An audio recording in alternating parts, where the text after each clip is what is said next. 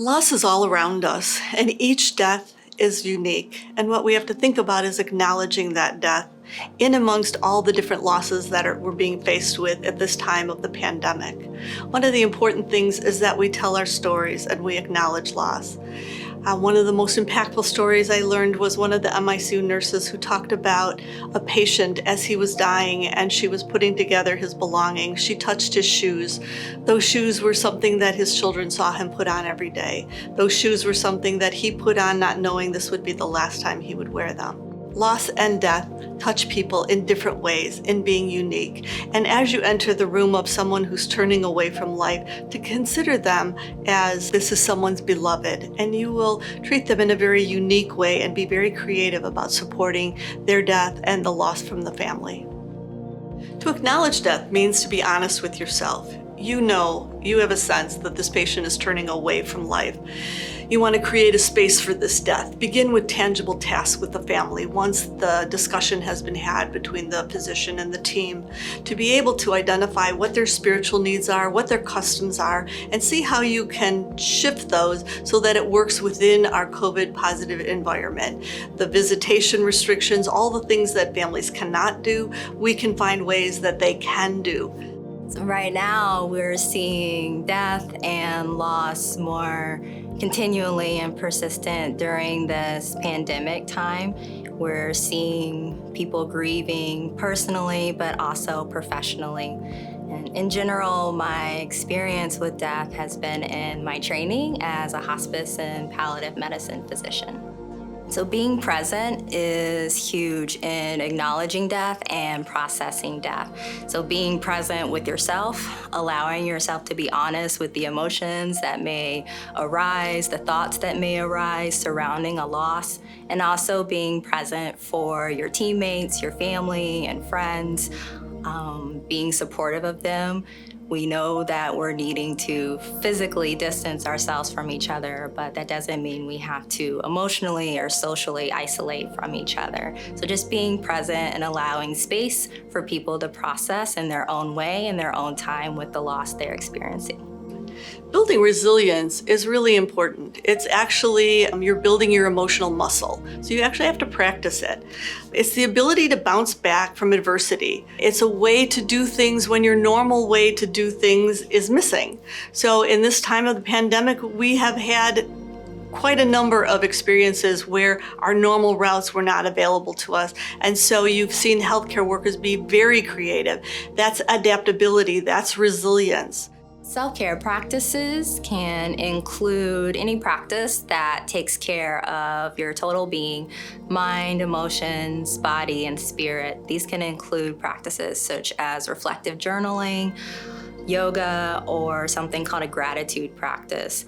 Our palliative medicine department actually just did this recently during the pandemic to help people cope with the losses they were seeing.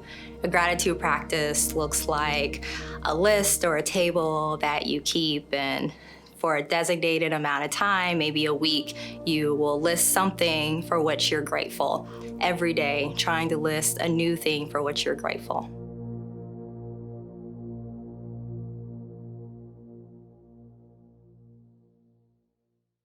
I first want to introduce our speakers. Dr. Jamie Lewis is a palliative medicine physician with a focus in supportive oncology. She is a medical college advisor and a Public Voices Fellow at Rush University Medical Center. She serves as a certified yoga instructor dedicated to promoting wellness to colleagues, students, and patients.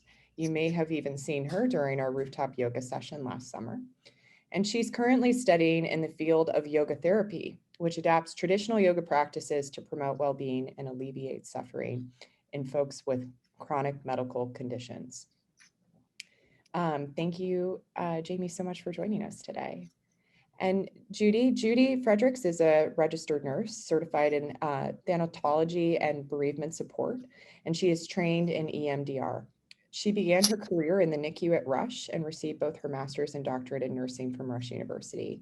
And before joining us on the wellness team as our wellness liaison, Judy was the RUMC Bereavement Support and Education Coordinator, where she developed and led the Rush SOS psychosocial support briefings for 35 years. Judy is passionate about empowering staff to build resilience and recognize the strength that comes from within. I'm so excited to have you both here today and speak with our community about loss. This year has been incredible. There's been so much change for all of us. And I looked at the news yesterday and we've seen almost 550,000 deaths from COVID-19. It's been a remarkable year. And I wanted to ask you both. So during surges, our healthcare employees and learners who may not normally have seen deaths were suddenly exposed. They may have been brought forward to the front lines. They may have dealt with death in their own personal lives, or maybe have just seen death as they were doing their rotations. How do you cope with what you may have seen?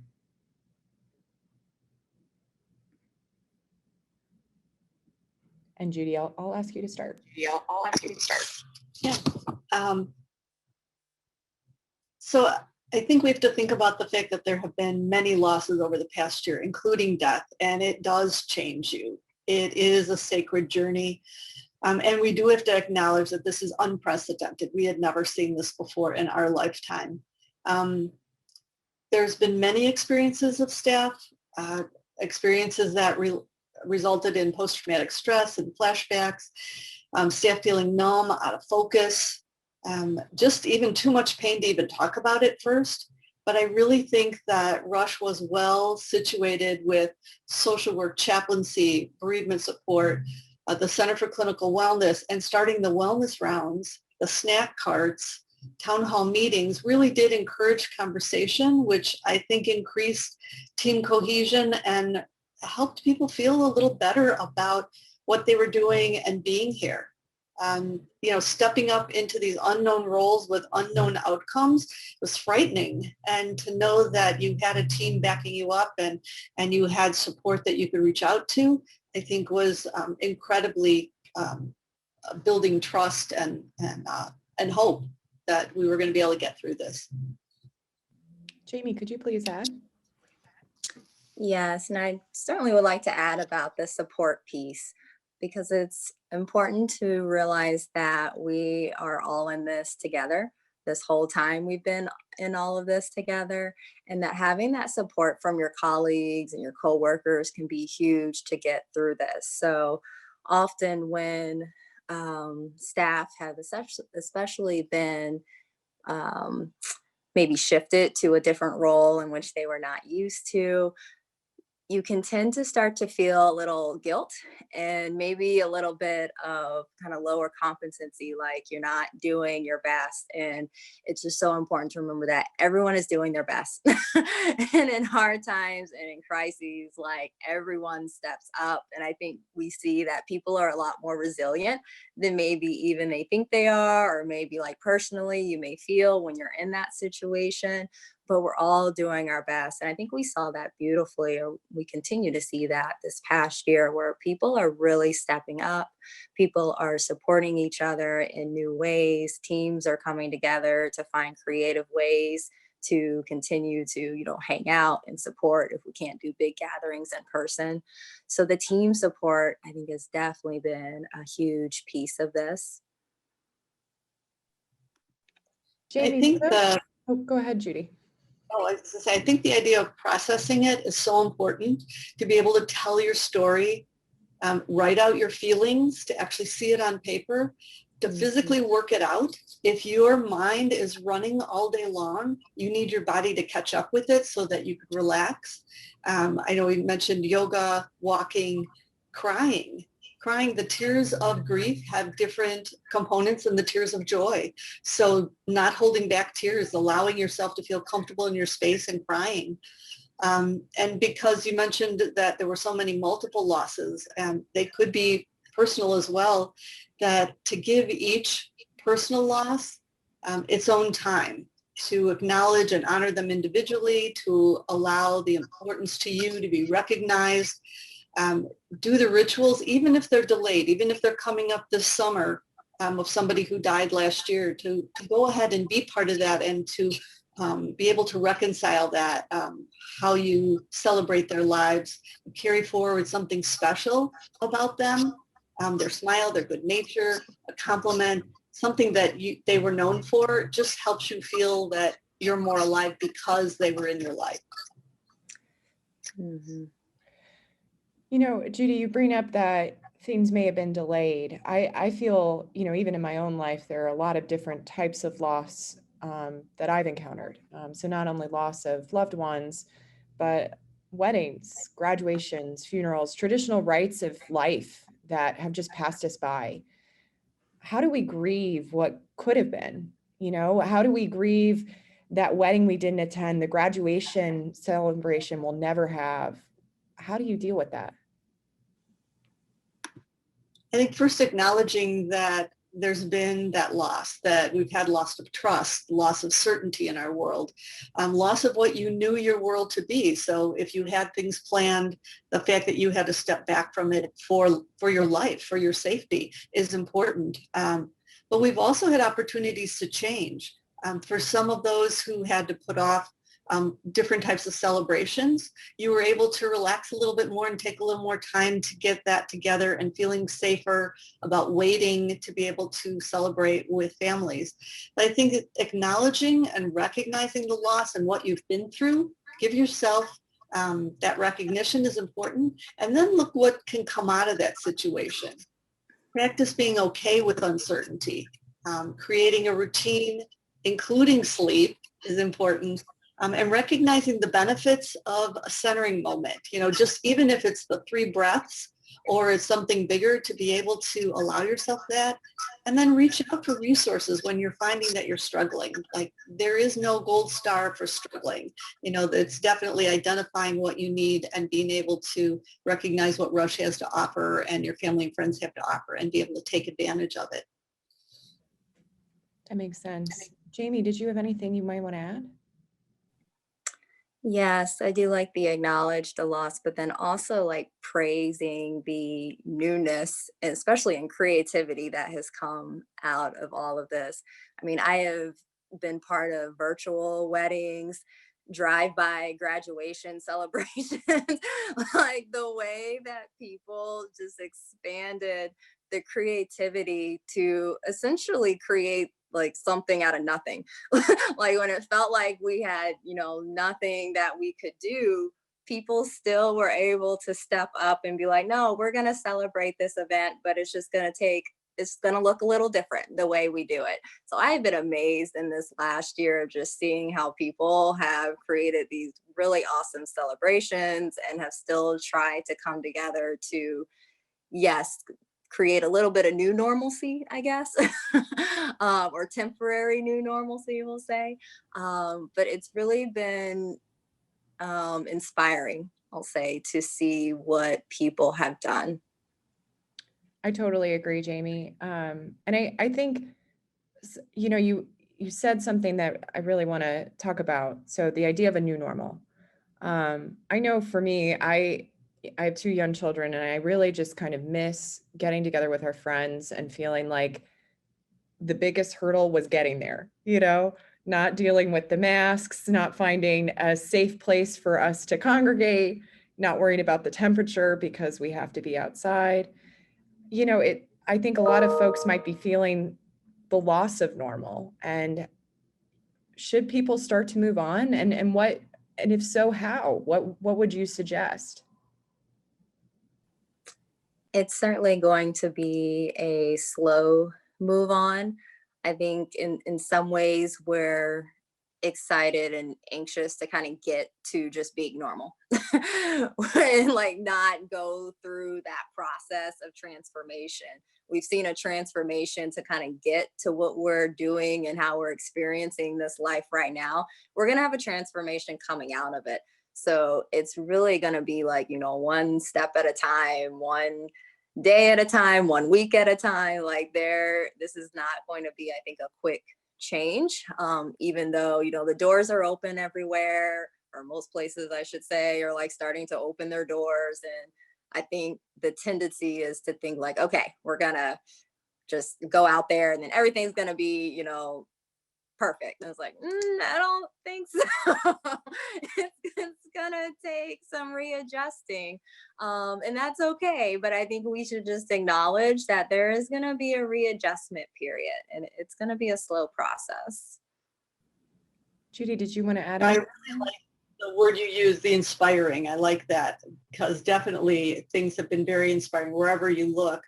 And I know that some people want to say, I want to just get over this. And what you said about that slow move, we're going to reconcile the different losses into our lives and we're going to grow from it.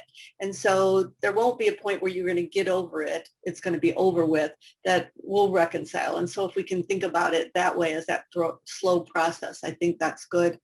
And again, to just really acknowledge how you were affected and how you've been changed by this. If it was something clinical, maybe like what did you learn or who did you meet through this? Maybe you were responding to an emergency and in that emergency, someone took you under their wing to mentor you through a new technique, and you now had a new relationship, you had a new skill, no matter what the outcome was for the patient, that there were opportunities that you were able to take advantage of, and you were lucky to have them cross your paths. And so that's kind of a nice thing. If it was personal, no doubt life will not be the same, especially from what you saw, what you felt, and even if you had personal losses, how you've changed living without those special people in your lives, that will definitely make you a different person. But you don't have to be afraid of forgetting them, forgetting your loved ones, because parts of them always go with you, their personality, their characteristics. And you're certainly not alone in this. Be kind. You never know what people are going through, and always have the best intentions and believing that they are having the best intentions as well. Yeah, that reminds me of what you both were saying earlier about supporting each other, right? And I think what's so unique about working in healthcare is that we really get it, right? And we should be able to have these difficult conversations where not only for our patients, but for ourselves, we've seen an incredible amount of loss, and it's okay to talk about it. What are suggestions if, maybe those, that level doesn't exist on teams? How would you both encourage our community to start having these difficult conversations?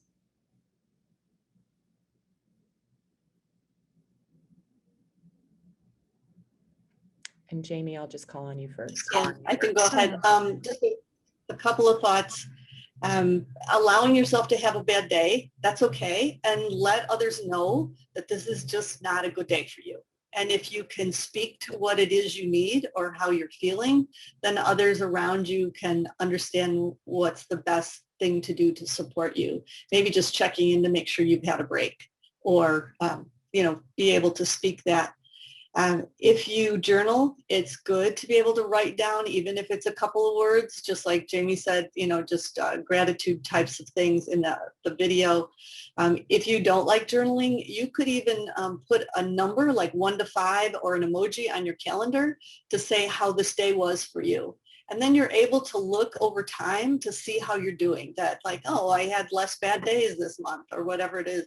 If you're finding you're not changing, things are not moving, that is when it's time to then reach outside yourself and get that coaching that you need, and to get that centering, maybe to come back to where you're hoping you could be. Yeah, and I would add, because Eve, you mentioned specifically like how having these conversations and like how do we do that or what does it look like?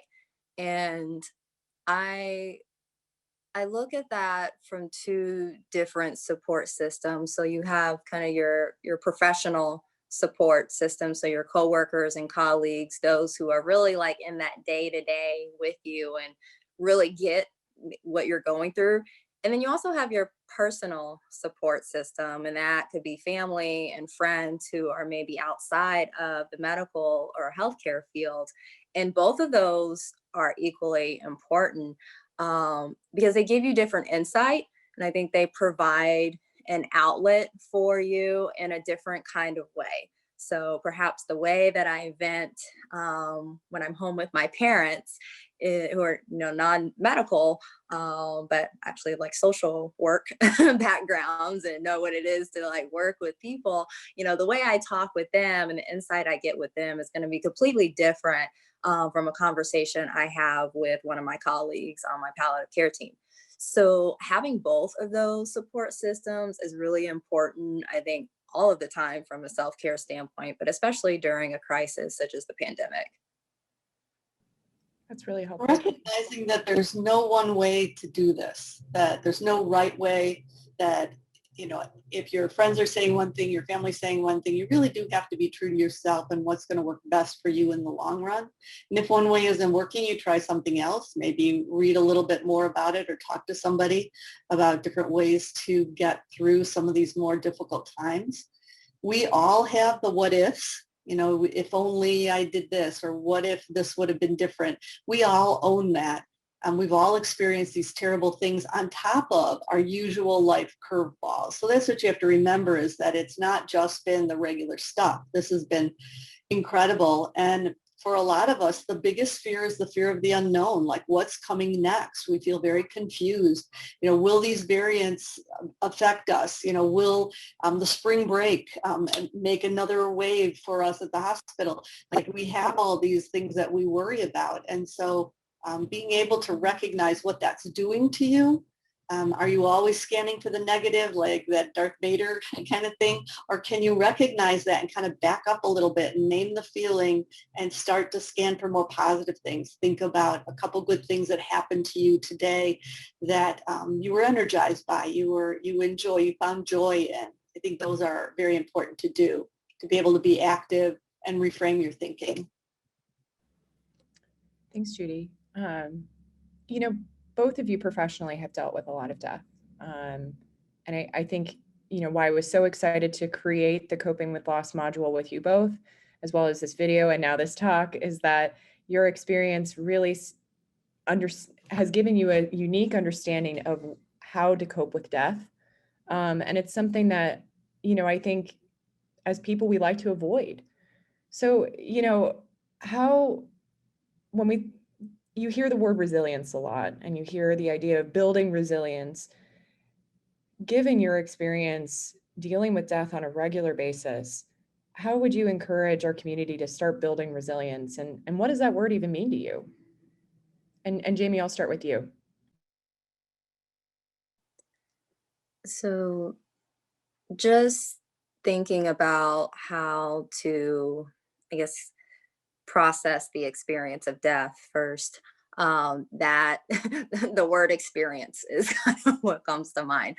I mean, unfortunately, the more experience you have with it, it does, I don't want to say become easier, but you do feel more competent in being able to handle it in a way where you can be fully present for that patient's family and even your coworkers at the time, while also being able to leave that experience and those, kind of emotions and feelings with it when it's over.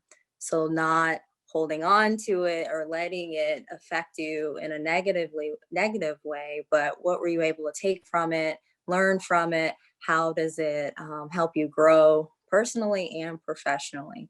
So, handling or being able to cope with death in the healthcare field, it really is just experience. Like, the more you kind of are around it, you become more adept in handling it. As far as resilience, I think of resilience quite simply. It's really just the process of bouncing back from stress.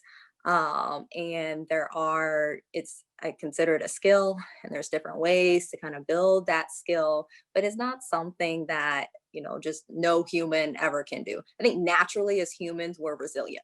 I mean, we've been on this earth now for how many thousands of years. We're pretty resilient as human beings. But it can, we're also kind of hard on ourselves. So I think sometimes, especially healthcare professionals, so sometimes we think, yes, we should we should not be this stressed in this situation, or we think, hey, we're a healthcare professional, I'm a doctor, I should maybe be less emotional about this situation. And we're all human first. We're human and we're healthcare professionals, but just remembering that human piece is so important, because with that human piece comes that, again, experience and education, so we can all learn resilient skills.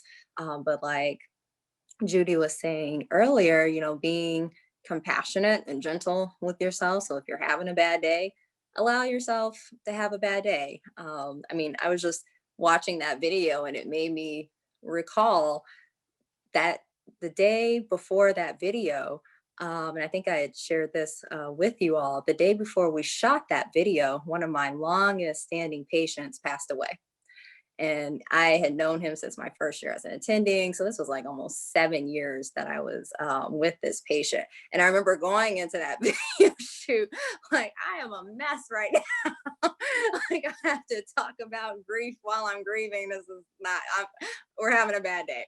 And you just gotta allow yourself to have that bad day, and then hold on to, okay, what could I take away from that experience with that patient? Like, the fact that I was incredibly honored to have been his doctor for all those years, the fact that I can, I still talk with his wife and can check in on her. Like, there's always something you can take away, I think, from that death experience.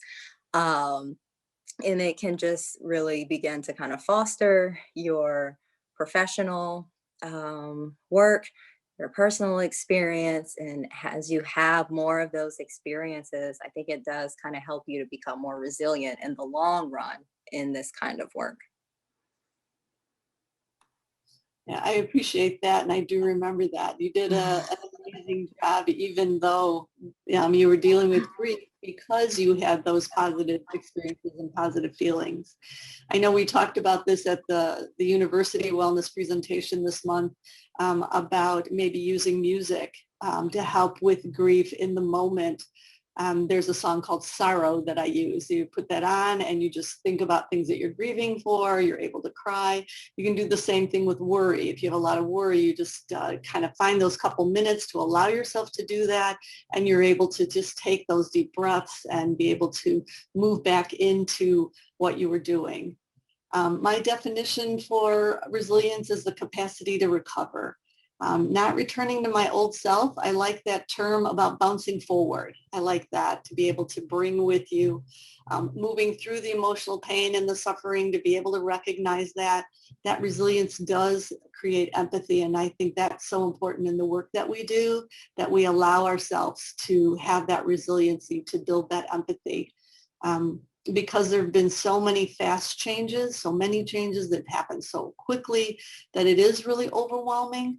But if you can just physically step back and visually take a broader look at what's going on, to be able to see what's right in front of you, and think about times that you were successful. I think, Jamie, you mentioned it earlier about that. Some of us felt like we were novices again, even though we were very experienced in our roles. And so you need to be able to think about, I know how to do this. It just looks a little different, or I just need a little more education and I can get there. And so that positive talk, those affirmations, I think is so important. And if you do see others struggling, I think what's really important is not to try to fix it, to support them, identify what would be helpful to them, but allow them to have that little bit of struggle, because they have the capacity to recover. They just may need a little boost. They just may need a little encouragement. And I think that's important. I think staying connected is critical. And then considering when you need a boost, a wellness boost. We do that for our physical self. We may as well do that for our mental health self. We have a lot of support and resources here at Rush. I think that it's important to schedule that call, and it could be a one-time thing. It could be a long-term relationship, but schedule that, get yourself centered. I just think that that's so important, that you allow that gift to yourself. That's really a necessity now. It's not a nicety anymore.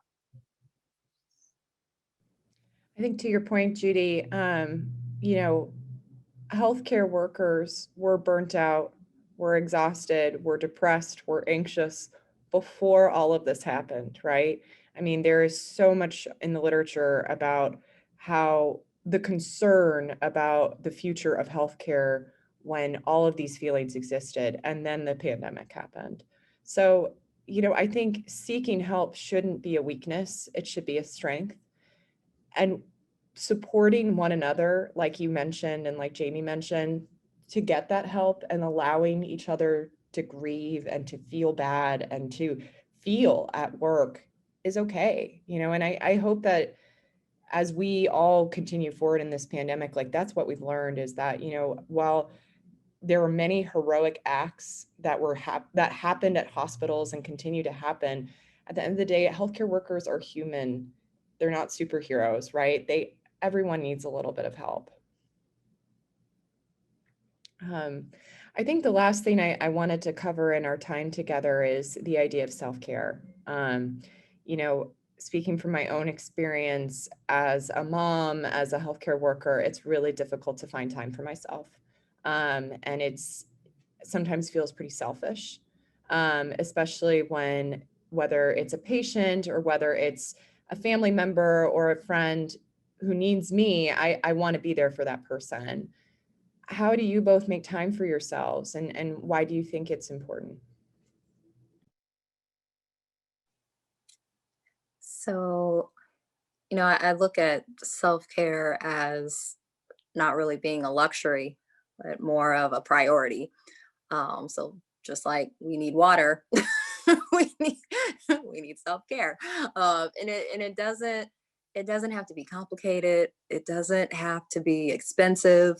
It doesn't have to be necessarily you taking that dream vacation. Like self-care really can be something simple. Judy has mentioned a lot of wonderful things as far as reflective writing, taking walks, having that time to acknowledge and express your emotions and feelings, whether it's spending time with family and friends or hanging out with a close network of coworkers. And what I would say specifically about self-care is that even in the literature, it talks about not just like personal self-care, which I think is a lot of times when we think of self-care, that's what we're thinking about. So, that exercising, eating right, like something, for like individuals. So something we're doing that's for our own personal well-being all together. But there's also professional self-care, and it kind of comes in two realms of professional team-based self-care and professional individual self-care.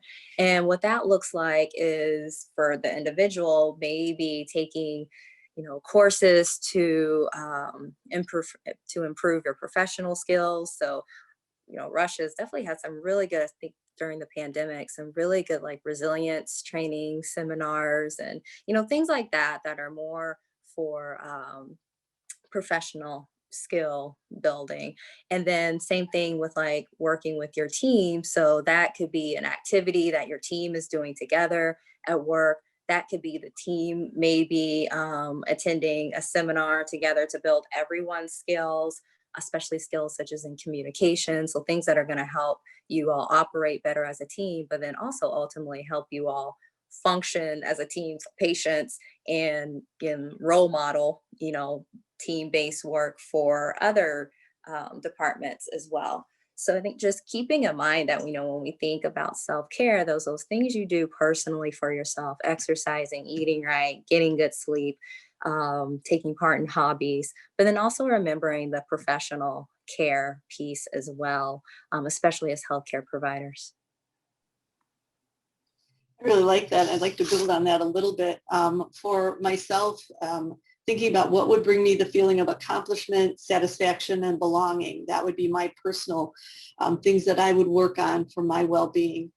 For your groups or your departments, definitely anything that can be a team thing, even if it is a learning thing, is good. You can even start a meeting with going around the room, I feel, I think, I want. So you're identifying right now how you're feeling in this moment. I'm feeling overwhelmed. I'm thinking that I'm not sure I'm going to be able to stay with this meeting, and I'm wanting you guys to keep me on task.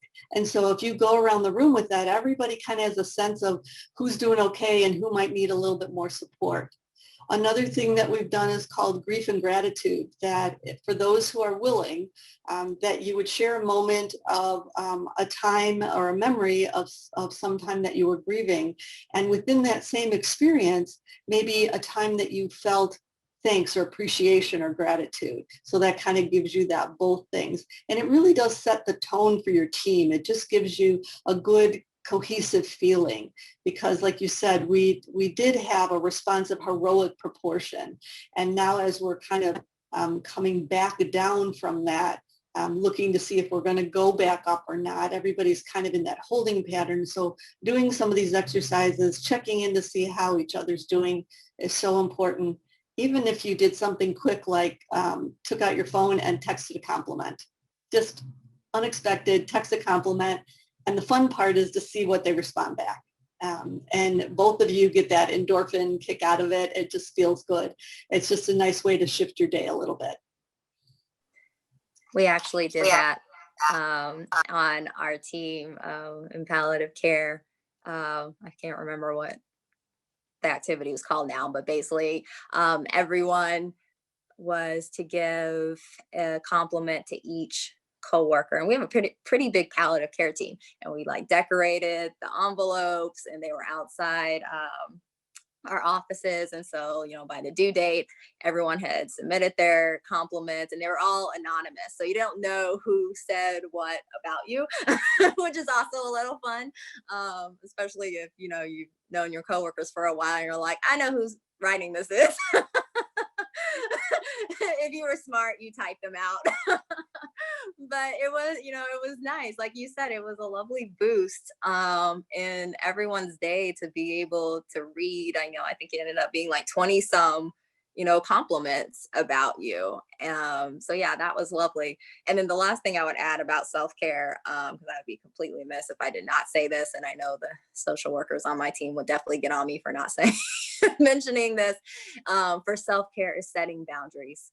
And this is during a crisis, outside of a crisis, but setting those personal, emotional and mental boundaries is huge.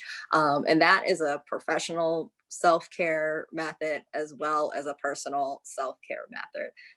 Boundaries are, they help us with coping. They help us to remain resilient. And they just protect us, not just physically, but mentally, emotionally, spiritually, energetically as well. I really like that you brought that up. Thank you. And I think sometimes boundaries can be even the physical sense of taking your ID off at the end of the day, signaling your brain, my work is done. I'm now going to focus on home. And same thing, if you're working from home, you're going to close down your computer, walk away. And even if you're going to check personal emails, give yourself some space between your work computer time and your home computer time to just allow your brain to take that shift and feel that those boundaries are there. Respect those boundaries for yourself. Definitely. I think getting away from rewarding the overworked, exhausted person is really where wellness has to go. We really have to look at the more team kind of things, the more things that the boundaries are in place. I think those are things that we want to respect now and celebrate. I couldn't agree more, Judy. And I know that, it's a priority to our team to help individuals and departments start creating those healthy boundaries.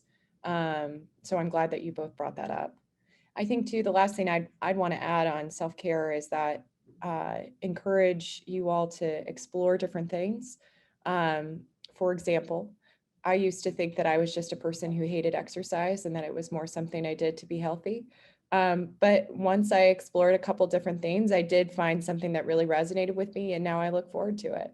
So it's a journey, right? And that's a pretty easy example, but I'd encourage you, whether it's creating new social connection, finding an activity you enjoy, or even just sitting alone in a bathtub, whatever might make you feel good, I encourage you to explore that. I think at this point, I'd love to just quickly review the resources available to you all through Rush Wellness, and then I'll open it up for Q&A. So Torrance, if you wouldn't mind pulling up the deck again, I'd sure appreciate it.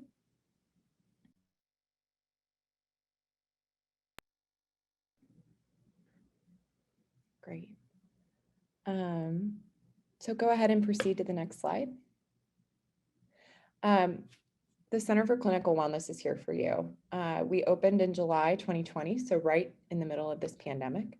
So you may not have heard of us if you are not on campus regularly, or even if you are, but we are here for you. We're open Monday through Friday, 7 to 7, and we're available via telehealth and in person. You can access our services as much as you might want to. You can schedule online, and these are the different services we offer. So coaching, counseling, and mini wellness retreats. I'll go ahead and send this deck out to you all because as you'll see on the next slide, we have QR codes available so that it's easy to just sign up if you're interested. Torrance, if you go ahead and proceed.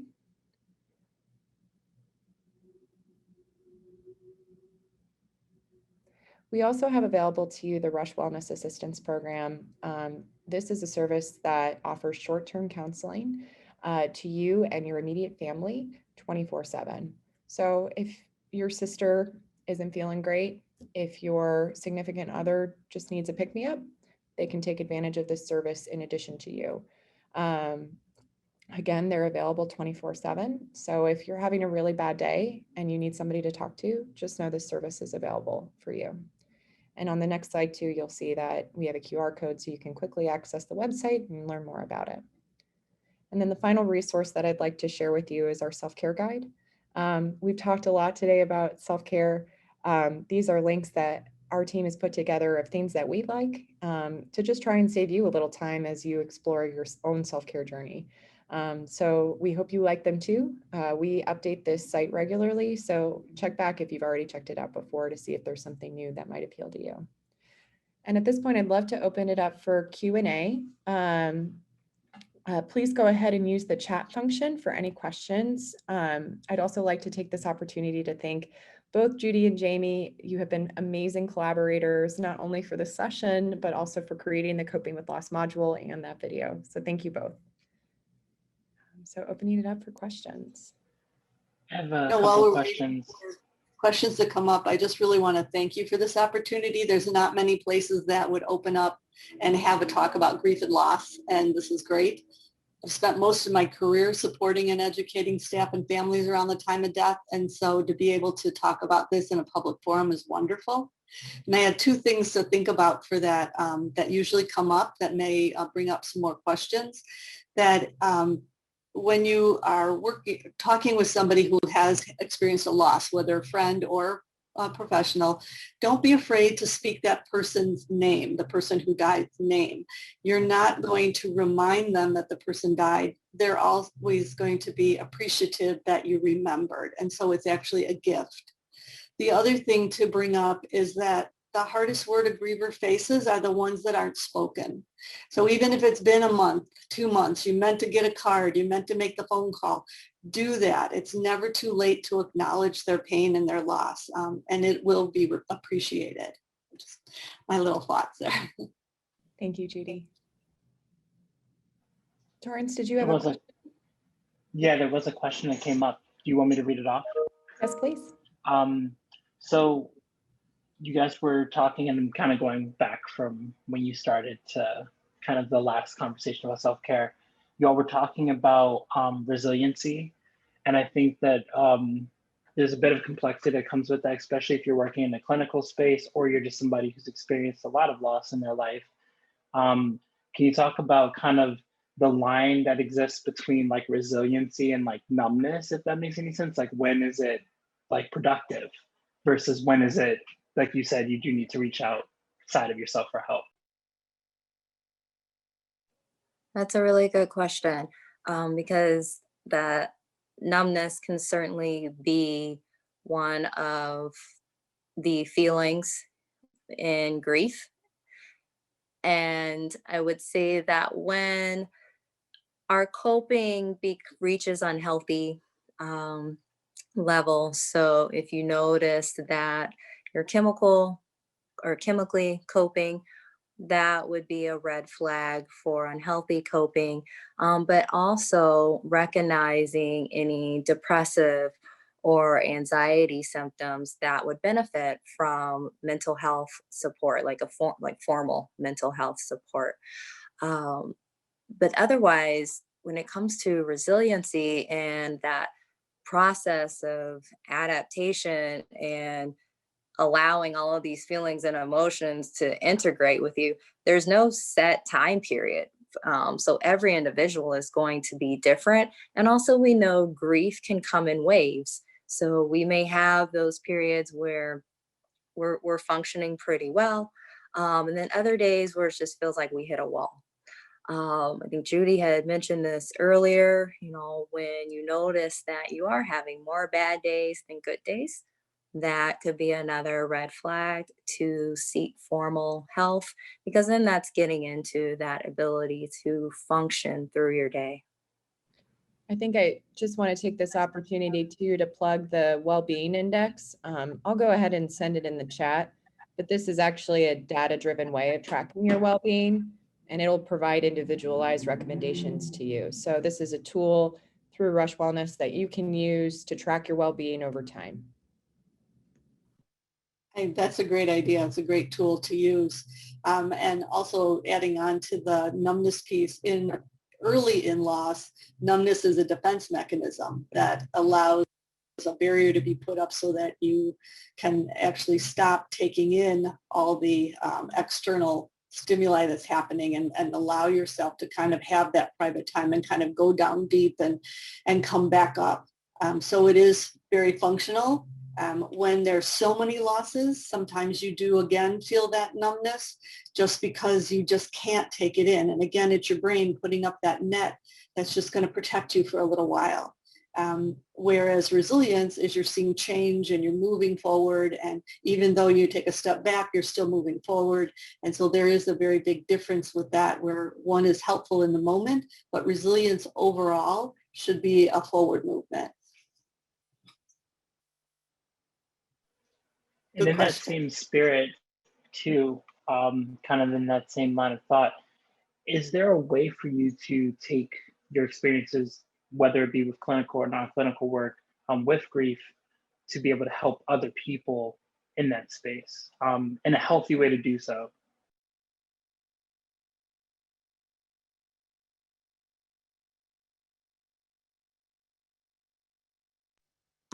I have a couple thoughts about that. Depending on how recent the loss was, I think it really determines how you can help others. And it's good if you can go through your firsts. So the first 18 months, the first anniversary of a diagnosis, or knowing that something's wrong, the birthday, the death date. You kind of go through all those first to be able to see how you yourself can handle that, how you're able to experience it, what types of support you need. And if you can join a support group, you'll find yourself then reaching out to others instead of just telling your own story. That's a time where you might be ready to help others, but to give yourself time instead of jumping right in, because a lot of times that jumping right in is telling you that you're avoiding your own loss and you're not grieving your own loss. And that's the most important thing, because that loss will be there. That grief will be there. Even if you try to tuck it down deep, it will come out in ways that are unexpected. And so to address it when it's happening and allow yourself that grieving period is really an important self-care thing that you can do for yourself.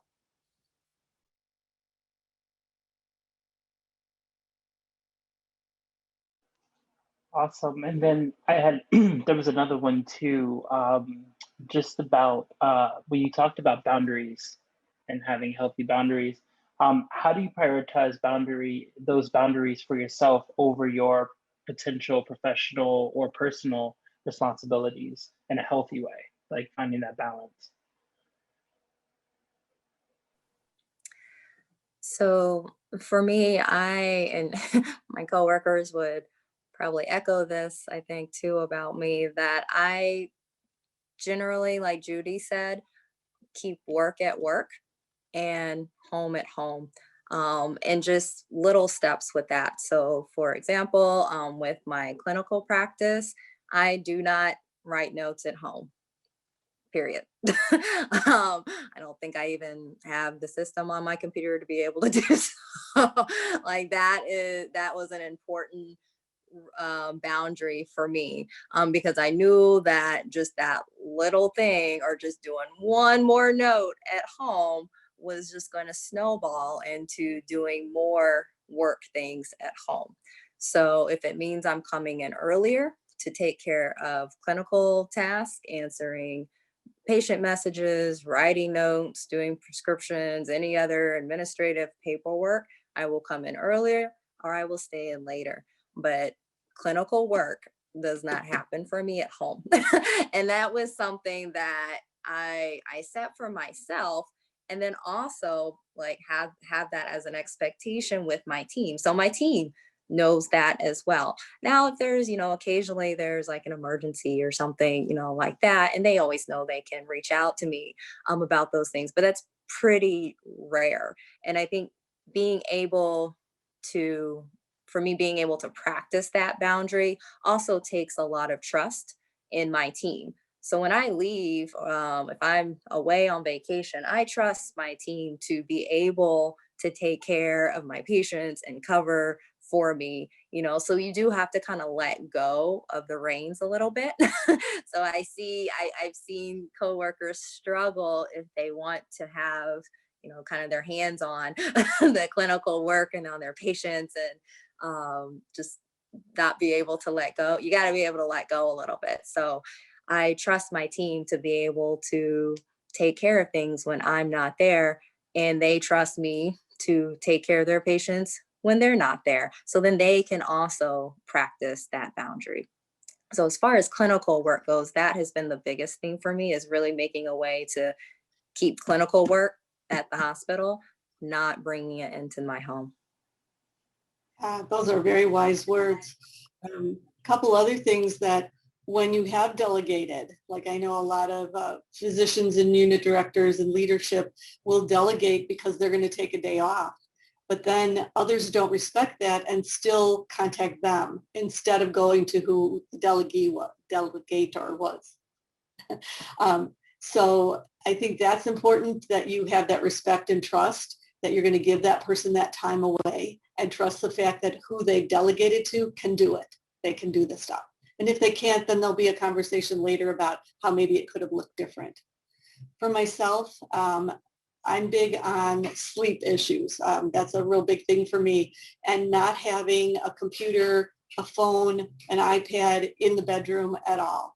That those get turned off so that my brain is not going to be responding to that blue screen. Because for those of you who have the phone by your bed, your brain is never able to truly calm because it's waiting for that next flash of blue screen, because that's what it alerts to. It alerts to blue. And so for those of you who have sleep issues, you might want to consider taking it out of the room. If you say, well, I use it for my alarm clock, you can get a really cheap alarm clock and then have good night's sleep. If you have a pager, knowing that when you're on call, you're going to sleep lighter than the nights that you don't have the pager. So there's ways to think about how you can adjust your behavior to allow you to have better sleep. And those are one of the boundaries that I have around my sleep. That's important. I think Yeah, I think setting boundaries about devices is probably a wonderful place to start. I mean, if you just think about all the ways that someone can contact you, it's a little disturbing these days. Sure. I think something I want to name that you both brought up is that you kind of had that heart to heart with yourself, right? About what are my boundaries and what will make me happier. Because before anyone can respect your boundaries, you need to respect your boundaries and create those boundaries, right? Thank you, Eve. If you do not set your boundaries, someone else will. For sure. So it's not fair to, say, well, my coworkers always text me at 9 p.m. Did you tell them that you don't want to be texted at 9 p.m.? Similarly, people can't read your mind, right? And so these are hard conversations, but because hopefully you're building trust with your colleagues and investing in them as you hope that they're investing in you. Over time, you can all respect one another's boundaries, but you need to communicate what those are. Another thing about the phone, I love that you said that, Eve, is that, so with sleep too, kind of backing what Judy said, like I know what time I need to be in bed to get like a healthy sleep. So my phone is set on do not disturb automatically at my bedtime, and then not coming back on until, a certain time every morning. So, if someone does text or call, I'm like, you're welcome to text or call. I'm not going to respond if it's during those sleep hours because I don't even hear it. It's on do not disturb. So yeah, that's boundaries, and you're right. Set them for yourselves, or someone else surely will.